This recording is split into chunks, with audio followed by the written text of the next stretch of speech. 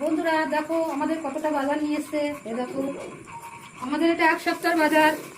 এই দেখো এখানে লবণ, এই তেজপাতা, এটা পিঁপে, এখানে ঝাল, এখানে কাঁচা ঝাল, এটা গুঁড়ো ঝাল, এখানে আদা, আর এই পেঁয়াজ, এটা থামচাপ, আর এই দেখো দুধ, এটা চা খাওয়ার জন্য।